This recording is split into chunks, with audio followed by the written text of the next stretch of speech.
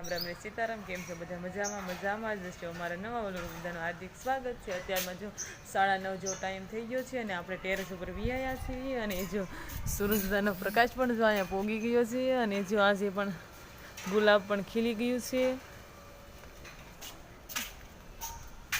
ગુલાબ ખીલી ગયો છે અને હવે જો આજે છેલ્લું પેપર છે એટલે છેલ્લું પેપર પૂરું થાય એટલે આપણે કાલે ઘરે જવાનું છે. એટલે આજ તો બહુ જ ખુશી છે. છેલ્લું પેપર છે અને હવે જો વાંચવાની તૈયારી કરવા મળી પેપરની. મારે જો આજે છેલ્લું પેપર છે અને જે મેં પરીક્ષાની તૈયારી કરી લીધી છે અને વાંચતા અમારી બાજુમાં જો તારખ્યું પડ્યું હતું અને જો તારખ્યું જોશે તેમાં જો ગણપતિના ચિત્ર કેવા મસ્ત છે.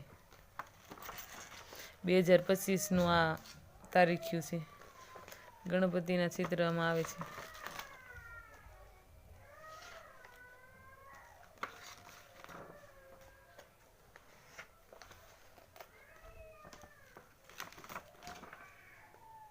અને જો અત્યારે તારીખ્યાનું સમાપ્ત થાય છે અને હેપી ન્યૂ યર 2025 જો લખ્યું છે.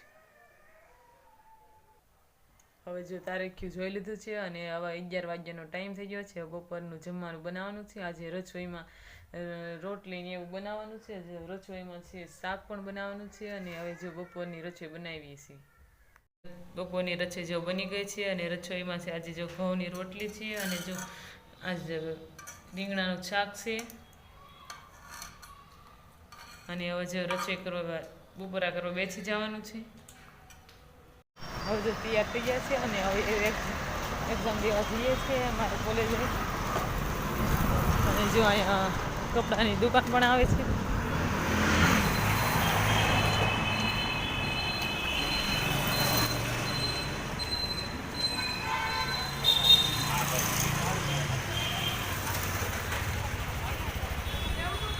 અહીંયા જો ફ્રૂટની દુકાન પણ છે. અહીંયા જો કપડાનો શોરૂમ પણ છે.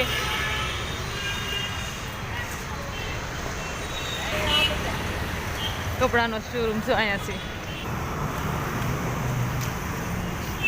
જો અહીંયા રામકૃષ્ણ મંદિર આવેલું છે. અત્યારે જો બંધ છે રામકૃષ્ણ મંદિર. અને રામકૃષ્ણ મંદિર પણ જો અમારી કોલેજ તરફ જઈ ત્યારે આવે છે. અને રામકૃષ્ણ મંદિરનો બીજો જો દરવાજો છે અને જો ફૂલ પણ છે. જો અમારી કોલેજ આવી ગઈ છે.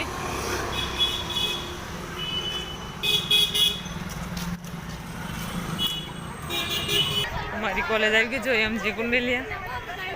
જો અમારી આ કોલેજ છે.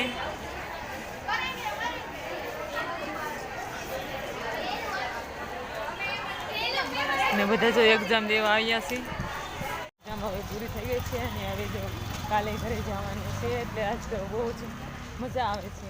અને હવે જો અમે અમારા રૂમ તરફ જઈએ છીએ.